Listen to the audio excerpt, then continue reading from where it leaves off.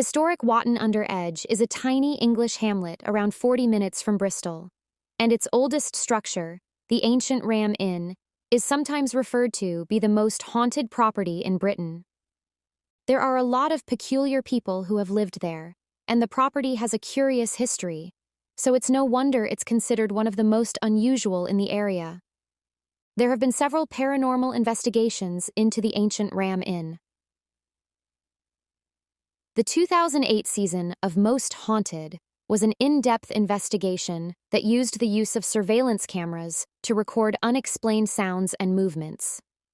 An episode of Ghost Adventures also aired at the inn, detailing the host's interactions with EVPs, electronic voice phenomena, and other paranormal phenomena that have been reported there. The history of the ancient Ram Inn is full with intriguing lives that it has lived. Located on the ley lines, which lead straight to the enigmatic and ancient Stonehenge, the inn has been welcoming guests since 1145. However, before that, the land had been a pagan burial place that dated back millennia. Because of this link, urban legend has it that the peculiar paranormal events recorded on the site had something to do with its interesting history. Slaves, masons, and other laborers who built the adjacent St. Mary's Church lived in the present-day structure in 1145.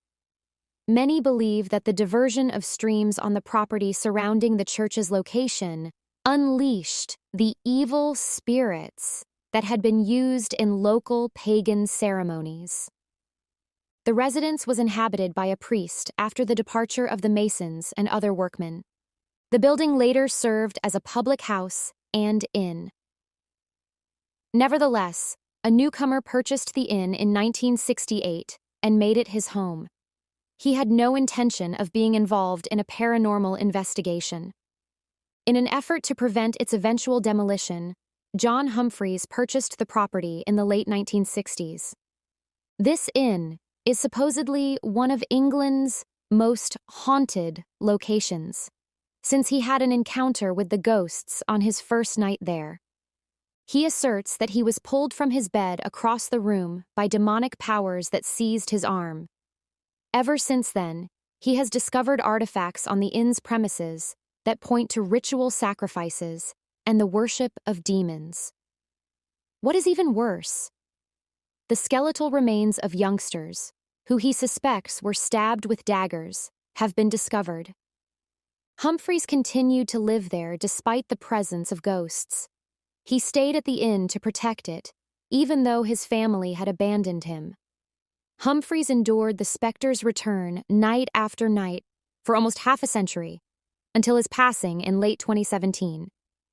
It is said that the inn-turned home is haunted by many spirits.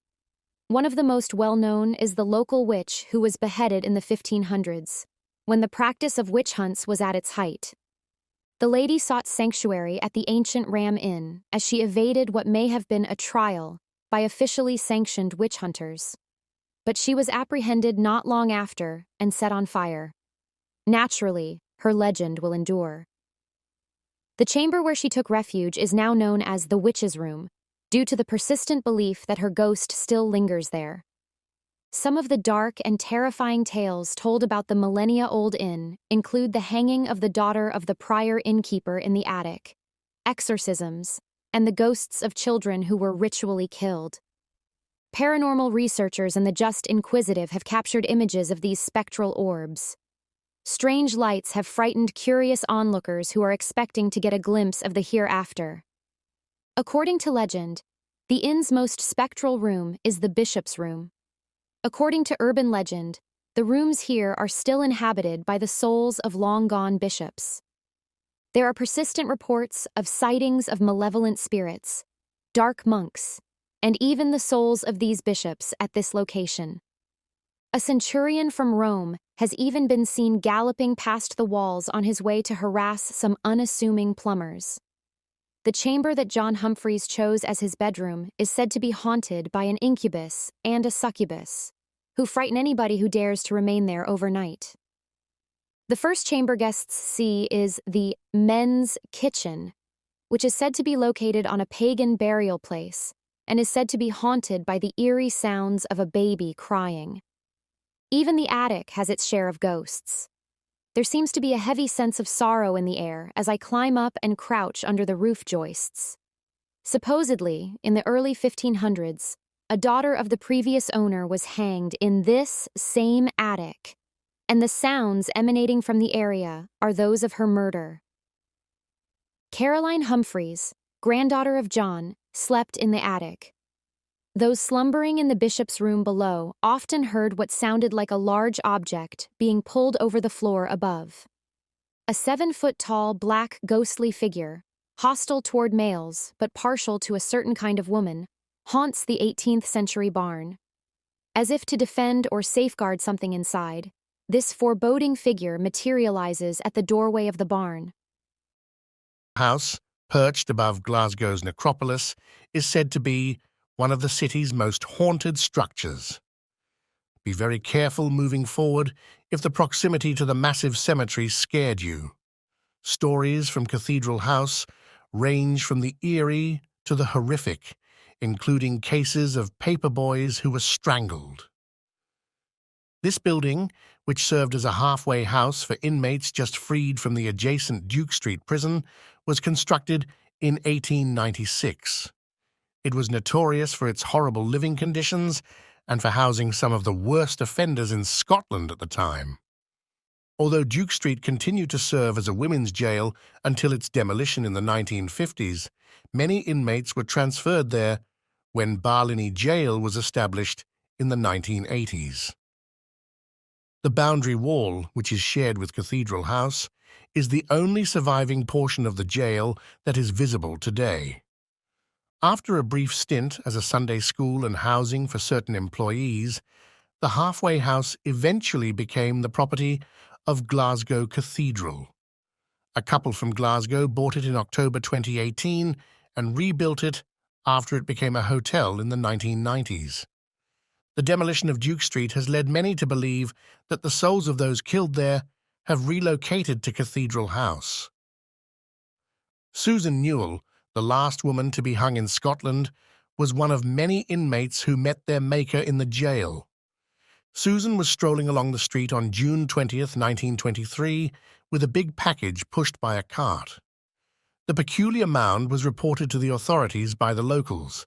After her capture, authorities discovered the lifeless corpse of John Johnston, a 13-year-old kid, in her cart. It was strangling that killed him, and Susan's husband admitted as much.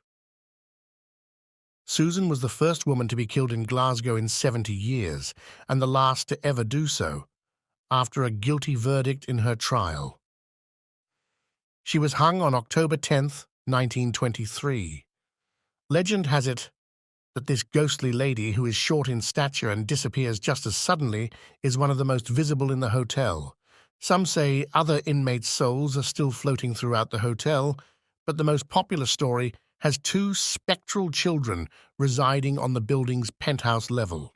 One of the upper stories was a bathtub where a mother supposedly drowned her children. People have reported seeing them, hearing them chuckle, or even feeling them brush up against their legs. There are rumors that the necropolis sends ghosts creeping into the hotel, in addition to the remnants of Duke Street prison. Those feeling very courageous may even arrange to visit the necropolis and then have a candlelight vigil at Cathedral House. The White Woman is one of the most well-known spectres in the graveyard. Visitors to the cemetery are said to be watched by a lady who purportedly haunts the graves of 3 individuals who perished in a tramcar accident in 1933. There have been many reports of paranormal activity in the area around Cathedral House, and some have even attempted to provide evidence of the afterlife. Using cutting-edge technology, Ghost Finders Scotland conducted an investigation in 2005. Eerie tri-field and electromagnetic field measurements were captured, along with the appearance of visual abnormalities in both moving and static images. Even though the hotel now has a whole new appearance thanks to the renovations and fancy accommodations, people still book stays there in the hopes of having a ghostly encounter. 6 kilometers north of Roscrea Island, Leap Castle is a partly destroyed castle. Legend has it that this castle is one of the most haunted in the world, and the tales of its spectral inhabitants go back generations. Legend has it that the hauntings of the castle stem from the fact that it was the site of the imprisonment and execution of many individuals. It is said that one of the castle's most scary inhabitants goes by such name. Having a face that is slowly rotting away, it is a diminutive being about the size of a sheep. Legend has it that the scent of rotting flesh and sulfur are there whenever it makes an appearance. In addition, there is the elemental. It is often assumed that elements tend to congregate in rural areas, often forming strong attachments to certain locations. In the priest's house, one can also observe shadows moving around. After the fire in 1922, the priest's house remained a mere ruin. At the top of the steps, a stocky guy is seen dragging a large barrel up, which then slides down before he and the barrel vanish. It was fashionable at the time for Mildred Darby to dabble in the occult, so she did so when the castle was handed to the Darbys. Many people think that the elemental spirits were awakened because Mildred dabbled in the occult. In fact, Mildred Darby documented her terrifying experience in a 1909 article. As she stood in the museum, she felt a touch on her shoulder. Upon closer inspection, she saw a monstrous, gaunt-faced being comparable in size to the sheep. It has the stench of a decaying corpse and features dark holes that serve as eyes. Up until 1922, the Darbys lived at the castle. A second room with a murder hole in it is the Muckle Hole Room. Supposedly, the brother-in-law stabbed the guy to death, and his blood is visible on the room's floor. The brothers fought about who would possess the castle. Many individuals have also met the Red Lady. The Red Lady is said to be the spectre of a lady who was abducted and sexually assaulted by the O'Carrolls, according to legend. The rape was the direct cause of her pregnancy. She committed herself when the O'Carrolls murdered her child. Some have reported seeing the Red Lady brandishing a knife as if threatening to attack someone. There have been reports of 2 little girls playing at Leap Castle. They are often seen going up and down the stairs and playing in the hall by castle visitors. The names of the 2 are Emily and Charlotte. When 11-year-old Emily fell from the battlements, she died. Her spectre has been observed by many descending from the castle, then vanishing before striking the earth. It has come to light that the Charlotte's is pulling her crippled legs behind her. It is at Roscrea that you will find Leap Castle. The fortress dates back to the 15th century. It was constructed by the O'Bannon family for the benefit of the O'Carroll ruling dynasty. An failed attempt at seizing the fortress was made by the Earl of Kildare in 1513. He returned to the fortress 3 years later and largely destroyed it in another assault. In 1557, the castle was reclaimed by the O'Carrolls. The castle's past is filled with tragic events. Among the O'Carroll family, there was a history of animosity and even bloodshed between brothers. While one brother was out officiating a mass for relatives, the other brother stormed in and slashed at him with a sword. The Bloody Chapel is the new moniker for the chapel where the priest formerly served. The marriage of members of the Darby family allowed them to inherit the castle. A possible justification for the arson during the Irish Civil War is that the rents were increased due to the castle's renovations and additions, according to historical accounts. A large portion of the land around the castle was also sold. While renovating the castle, workmen discovered a dungeon where individuals were confined to die. Spikes were at the base of the shaft. 3 cartloads of human bones were discovered when the dungeon was cleared out. The dungeon also yielded the discovery of a pocket watch. As of today, the dungeon is fenced off to prevent anybody from entering. Since 1991, Sean Ryan has bought the castle, and he is now restoring it to its former beauty via a series of renovations. Acquired, Blickling Hall was held by Sir John Fastolf of Caister. He became a wealthy individual as a result of the 100 Years' War, and his coat of arms is still on display in the hall to this day. As a result of his ownership, which lasted from 1380 to 1459, Blickling was acquired by the Boleyn family and served as the residence of Sir Thomas Boleyn and his wife Elizabeth from 1499 to 1505. A number of individuals were under the impression that their two children, George and Mary, were born in the hall. Anne Boleyn, the couple's most famous daughter, was born prior to the year 1505, and many people think that she was also born in the hall. Anne Boleyn would go on to become a queen in the future. The remains of the property that was held by the Boleyns were used as the foundation for the construction of the modern Blickling Hall that visitors see today. In 1616, Robert Lyminge, who was also the architect of the Hatfield House, created the construction that is now in place. The home was converted into the officers' mess of the Royal Air Force Olton during the Second World War when it was requisitioned by the military. Following that, the National Trust was given ownership of the home as well as the full land. Following the conclusion of the war, the home was released from its requisition and rented out to tenants until the year 1960. In 1962, it was eventually opened to the public and given the name Blickling Hall, Gardens and Park. Since then, it has been accessible to the public and has been in the care of the National Trust till the present day. Without a doubt, Anne Boleyn is the most well-known ghost resident of Blickling Hall. It has been said that she was seen arriving to the hall in a carriage, which was also driven by a headless horseman and 4 headless horses, while wearing all white and bearing her severed and dripping head. She moves gracefully through the halls and chambers, as well as the innumerable passageways, till the dawn rises. To learn more about Anne Boleyn's ghost, you may read more here. Thomas Boleyn, Anne's father, is another spectral resident of Blickling. He inhabits the house forever. His daughter's marriage to the King of England was arranged by him carefully.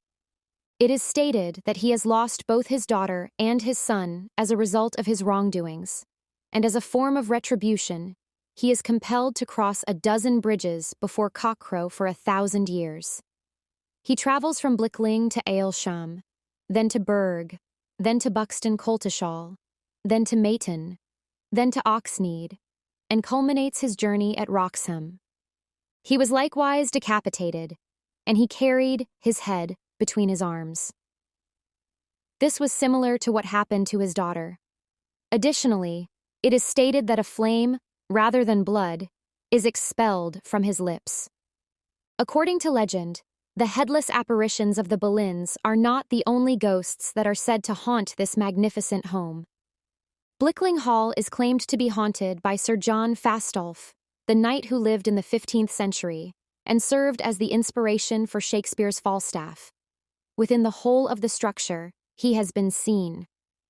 In addition to this, there have been stories of the Grey Lady floating through walls. It is amid lovely Kent countryside a short distance from London. I included it since it is the most haunted hamlet in England and a beautiful spot that was used in the TV series, The Darling Buds of May. Several haunted sites in the hamlet have a particular feel and are tied to the Daring family, lords of the manor from the 15th century until World War I. Many buildings have round-topped windows, a curious legacy of their occupancy. Lord Daring plunged headfirst out a window to escape Cromwell's army during the Civil War. When he rebuilt his manor home, he marked the occasion by having all the windows match, which the hamlet emulated. Unfortunately, the mansion burned down in 1951, but several houses on the path still commemorate his miraculous escape. You may enjoy beautiful landscapes and clean, psychically charged air during the stroll. The Daring Chapel, where several family members are buried, located at the top of St. Nicholas's Church's first aisle. The top window to your right often exhibits a peculiar, dancing light. The family vault underneath you frequently knocks. In the early 1970s, psychic researchers convinced the then rector, the Reverend John Pittock, to let them spend a night trapped in the church to capture mysterious happenings. They watched and waited, with cameras, tape recorders, thermometers, and other equipment. The following morning, when the vicar let them free, they complained of a boring night, relieved only by the vicar's dog's visits. "Actually," the vicar said, "I don't have a dog." A monk haunts gravestones, drifting amid the woods. According to Tudor legend, he fell in love with the daughter of a neighboring property. As we will see, she died tragically, and he became angry and depressed. He only found comfort in walking the lush fields and leafy alleyways where they had so many romantic moments. However, he fell further into misery, grieving for his deceased beloved, and died of a broken heart. In 1989, an American journalist saw his brown-robed ghost wandering behind the home. A man and woman speaking merrily and a dog yapping had been heard by several passers-by. Once they're almost upon you, the phantoms vanish as they travel down the road, like they have for as long as anybody can remember. It is believed that a daring family member erected the mansion for his mistress in Tudor times, at least 250 years ago. She loved the Greystones monk and was so distressed by the love triangle that she swallowed a lethal cocktail made from ivy and other toxic berries. Her corpse showed that she had died staring across the field toward Greystones. Greystones wasn't completed until 1863, although there might have been another home on the location, making for an excellent ghost tale. Strange things happen on Rose Court. Items are moved at night. Odd grunts and sighs disturb the early hours, and the garden has an uncanny vibe. A poor gypsy woman sold watercress to the people on its banks earlier this century. Locals knew her as odd but harmless. She sat on this bridge's walls at night, smoking her clay pipe and drinking gin from a tattered flask. An evening, she slept. The pipe fell on her rags and she burst into flames in seconds. No one heard her agonized cries. A smoldering mound of ashes, the damaged old flask, and the broken clay pipe were discovered beside her the following day. Since then, her spirit has appeared several times. In the years after her sad death, she appeared as a screaming, flame-surrounded figure. In recent years, she has faded to a faint pink light above the watercress lady's burned corpse. An alleged highwayman was brutally murdered here. According to legend, he was followed across the fields by law enforcement and died with his back to an oak tree that remained here until recently. Despite a fierce struggle, he was defeated by multiple swords.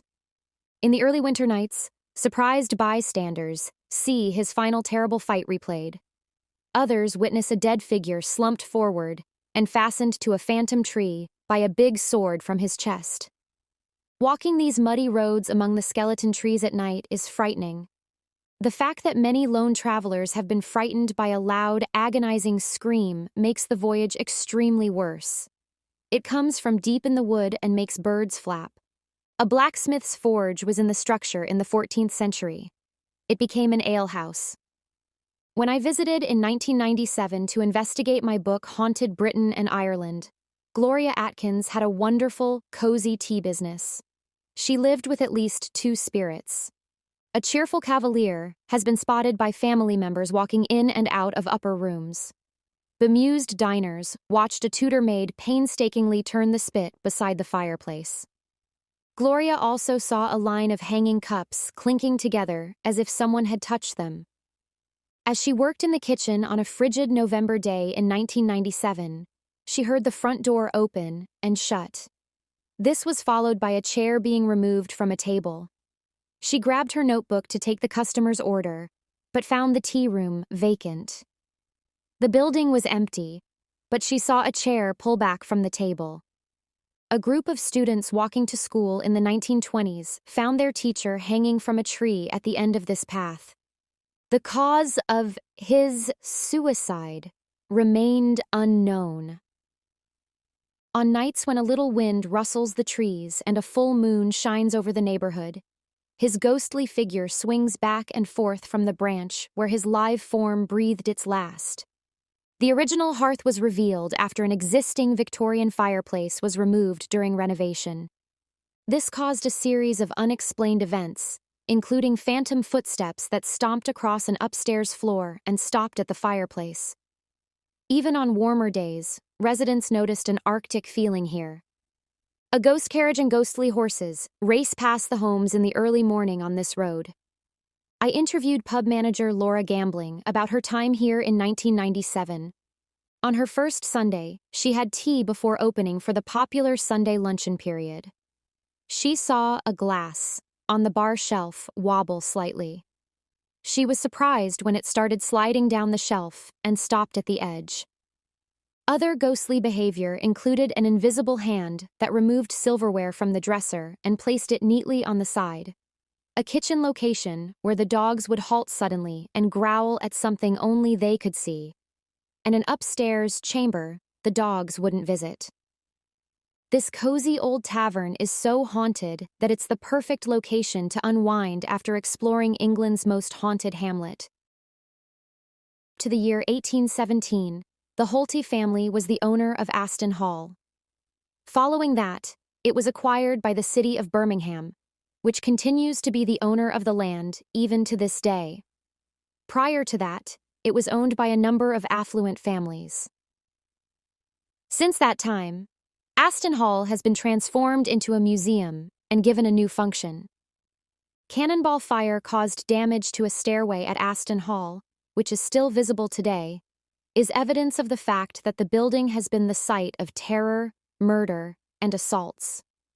Many people think that Aston Hall is one of the most haunted sites in Birmingham, England, despite the fact that it is a structure that is breathtakingly mesmerizing. Within its history, there are some dark and grisly legends that have led to this belief. Among the ghost stories that have been told about Aston Hall, the one that is most frequently mentioned is about the Grey Lady. A significant number of individuals are of the opinion that the Grey Woman could, in reality, be the daughter of Thomas Holty. It was after she had fallen in love with a guy who did not come from a noble background that her narrative began. The pair made preparations to secretly leave and elope, but Holta, who had previously arranged his daughter's marriage to another man, found out about their intentions and prevented them from carrying them out. According to the legend, Holta was so enraged that he locked his daughter up in a tiny chamber next to the servants' quarters for 16 years, causing her to gradually go insane. Nowadays, her spirit is still confined to wander the corridors of Aston Hall, and it is commonly seen by guests who come to see the building. The story of a young servant boy is at the core of yet another of Aston Hall's most melancholy ghost tales. The little kid was terrified of the possible consequences that may be imposed on him when he was suspected of stealing food from his master, Thomas Holta. He made the decision to take control of his own destiny and ended his own life by hanging himself from a rafter that was located inside the servants' quarters in the attic of the property that is now known as Dick's Garret. The ghost of this little kid has been seen by a number of people wandering throughout the corridors of Aston Hall, notably in the vicinity of the location where he passed away. It has been said that a ghostly trace was left behind by another death that occurred inside Aston Hall. Following the death of a previous chef in the kitchen by Thomas Holta, it is reported that the spirit of the prior cook continues to haunt the house. According to the allegations, Holta took a meath cleaver and used it to sever his chef's head in two after being so enraged by the poor performance of his cook. Subsequently, he would make use of his authority and influence in order to exonerate himself of the allegations of murder. There is a green woman who is claimed to be the last ghost that is said to haunt Aston Hall in Birmingham. She is said to have worked as a housekeeper at the estate in the past, according to recent rumors. Her spirit is invariably described as being dressed in a sophisticated, long green dress, and her apparition is often seen sitting down in a chair in either the housekeeper's living quarters or the Great Hall. Her attire is characterized as sophisticated and lengthy. Abbey was established as a Cistercian abbey in 1278, last erected in medieval England and Wales. Over 250 years, monks cultivated the large estate. Monasteries were important in medieval civilization because they were centers of religion, study, and charity. Monasteries were affluent and politically powerful due to their huge land holdings. Cistercians, known as white monks, because their Untitled robes were a Benedictine offshoot with stringent rituals. They valued austerity, prayer, and hard work. Cistercian monks lived in huge groups in distant, untamed locations and improved the land. Monks were plowmen, dairymen, shepherds, carpenters, and masons. The order became one of the wealthiest and most prominent due to its agricultural and industrial investments.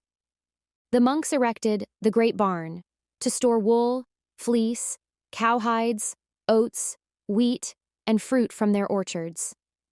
The barn also kept tithes, a local levy that required farmers to provide 10% of their crops to the church. The Great Barn was utilized for various agricultural uses and remodeled for modern farming practices in the 1790s, when Henry VIII abolished monasteries and sequestered their money. The barn helped the war effort throughout Wabitakuaray. The Admiralty stored grain there, as seen by large inscriptions on the stone walls. The historic barn now hosts events, exhibits, and spectacular Christmas decorations. The dissolution of the monasteries under King Henry VIII dissolved Buckland Abbey's monastic status. Buckland was sold to Sir Richard Grenville in 1541, although his son Roger may have lived there. Roger perished aboard the Mary Rose, which sunk off Portsmouth in 1545, and never inherited Buckland. The estate passed to Roger's 21-year-old son, Sir Richard Grenville, the younger. He renovated the abbey, demolishing numerous monastic structures and turning the main church into a Tudor palace. Sir Richard loved sailing and made several early expeditions to colonize North America. Hindi to worry, I'll be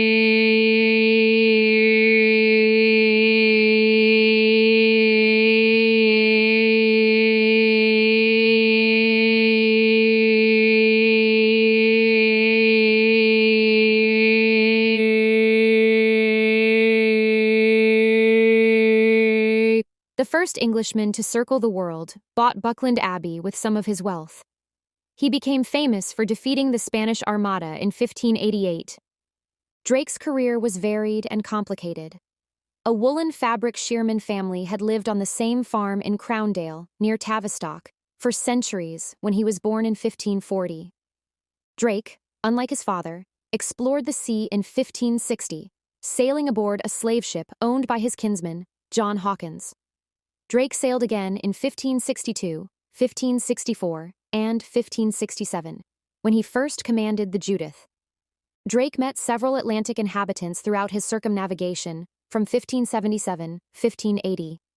This comprised Europeans striving to dominate commerce and build colonies, liberated and enslaved Africans carried to North and South America, and indigenous Native Americans, whose local knowledge saved Drake and his crew.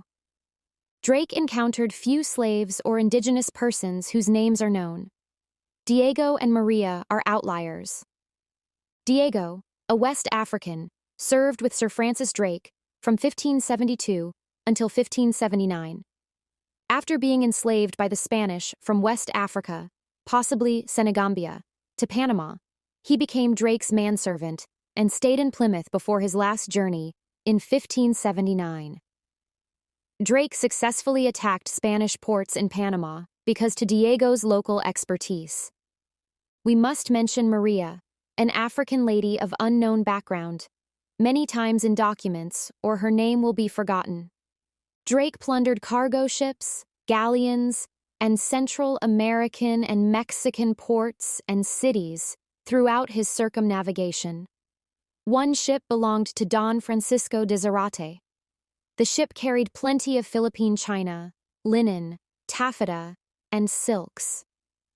Drake grabbed the cargo but saved the ship. Drake received a gold and emerald brooch and enslaved people, including Maria, from Zarate as thanks. After Drake abandoned Maria on an Indonesian island, they stayed on Drake's ship until their return home. Drake seldom lived in Buckland Abbey. His final expedition was in 1595, constantly thinking about sea. Drake died of dysentery in 1596, when a sickness on his ship prevented him from attacking the Spanish at Panama. He had no offspring. Thus, his brother Thomas Drake owned Buckland Abbey. Drakes and their successors owned Buckland until 1946. The family alternated between Buckland and Devon's Nutwell Court. The 18th century agricultural improver William Marshall advised the family on farming improvements. The architect Samuel Pepys Cockerell remodeled elements of the structure and estate in the early 19th century. Lady Astor urged the National Trust to buy Buckland Abbey in 1946. Buckland Abbey, the home of Plymouth's legendary son, Sir Francis Drake, was a sacred emblem of our past and a national duty to preserve. Magnificently on the north bank of the Thames in London, holds centuries of history. Today, beefeaters, yeoman warders, and the crown jewels, including the orb and scepter, are on display. The Tower of London, built by William the Conqueror in the 11th century to maintain his rule over England, became a royal residence and stronghold. It also hosted some of history's grisliest moments. Anne Boleyn, Catherine Howard, and Lady Jane Grey were executed during Tudor times.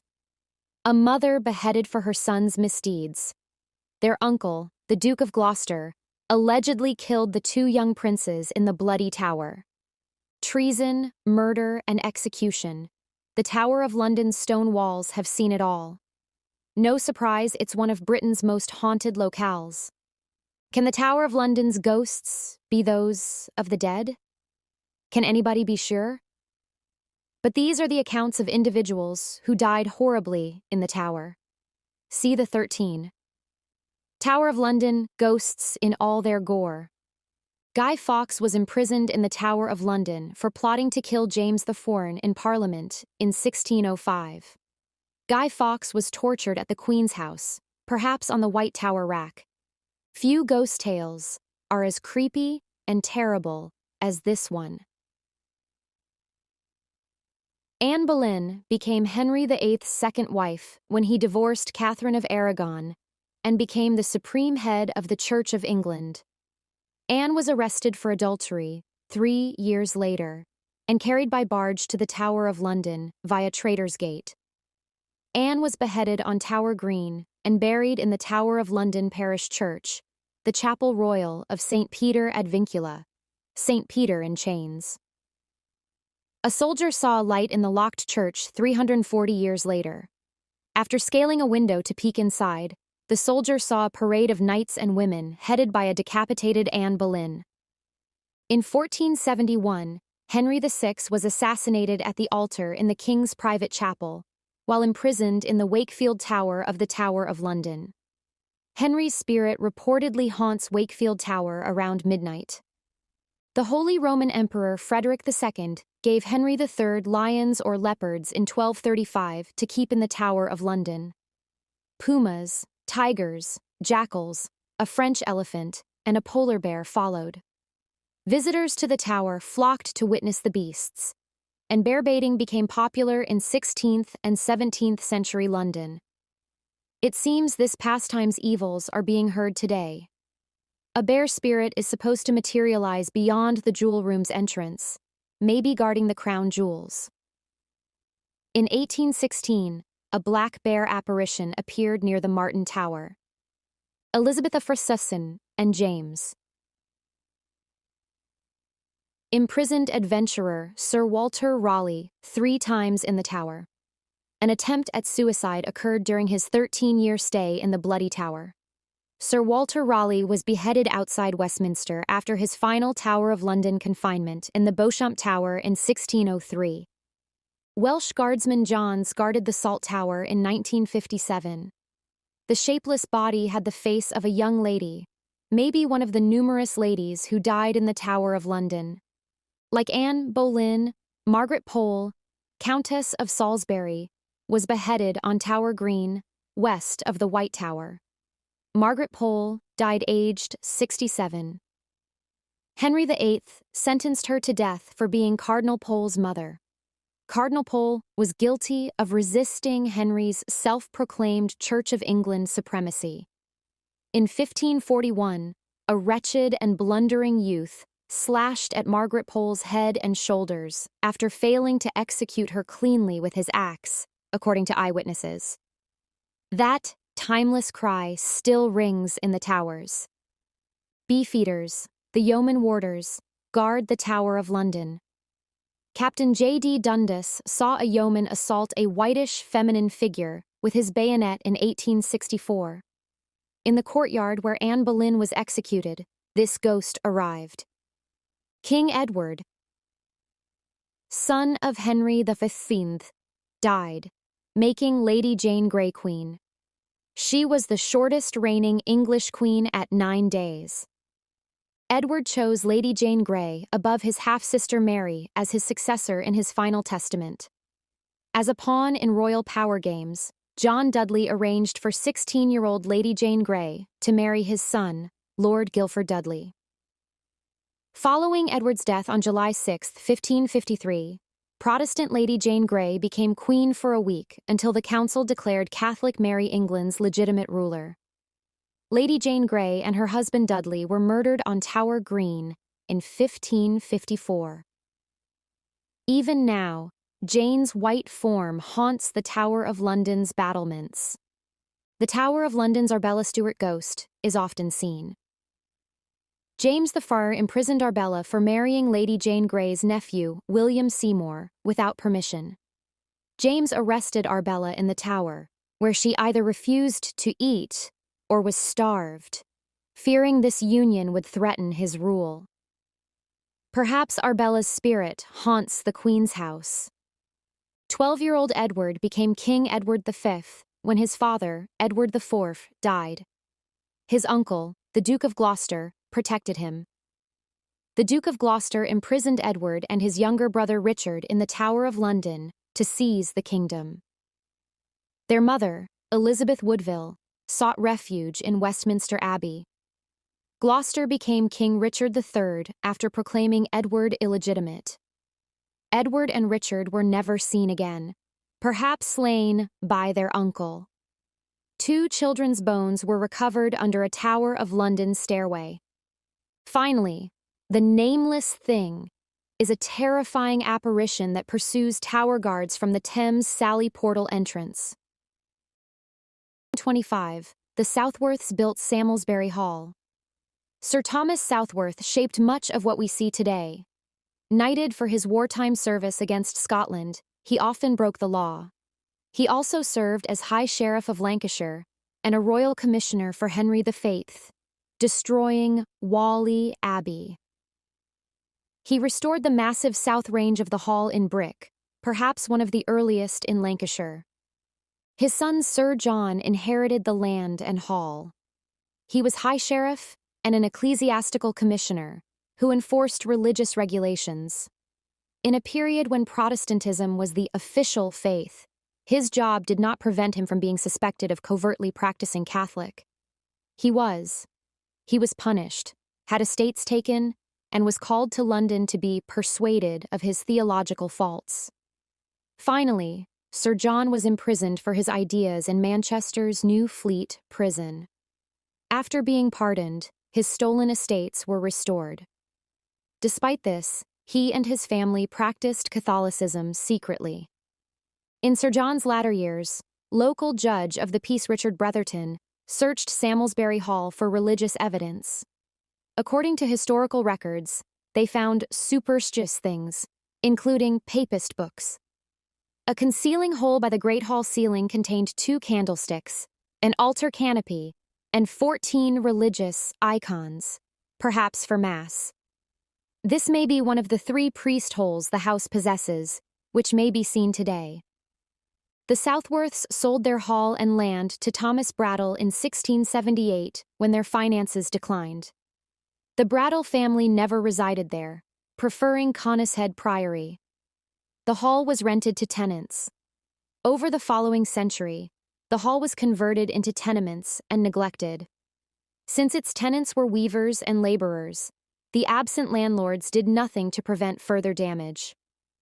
Preston New Route Turnpike intersected the south range of the hall in 1825 and is the principal route today. In 1833, the hall became the Brattle Arms Inn. This was a good spot on the new bustling highway.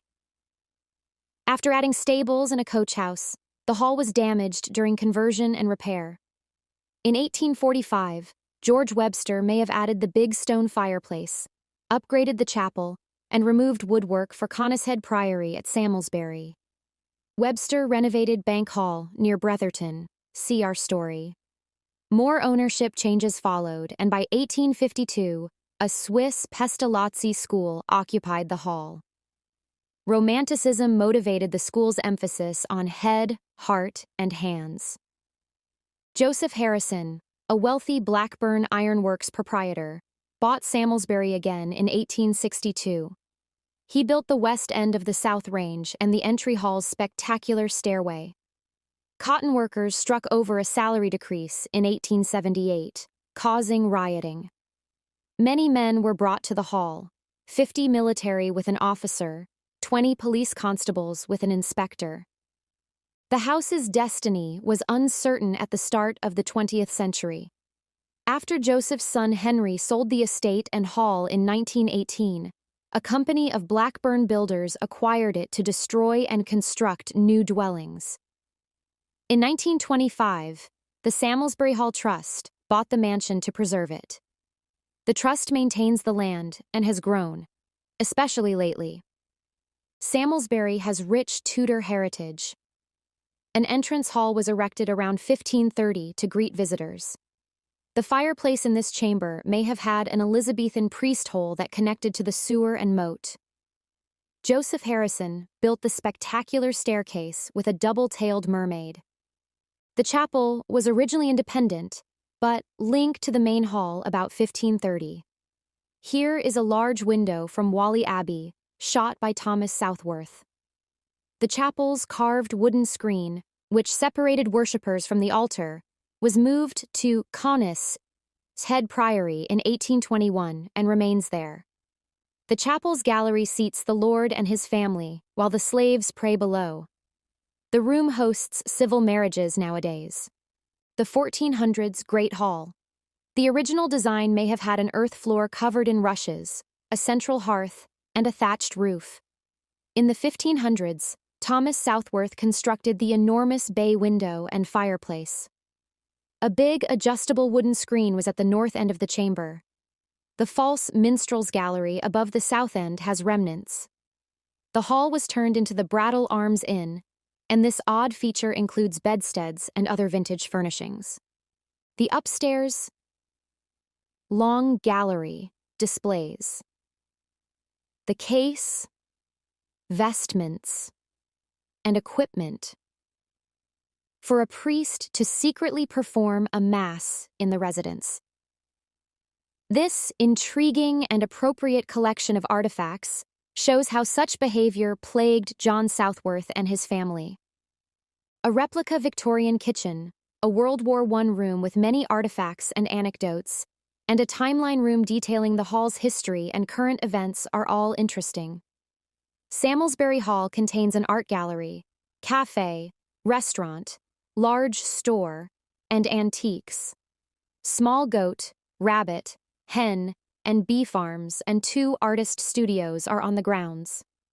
Visitors may now freely roam the hall since 2015.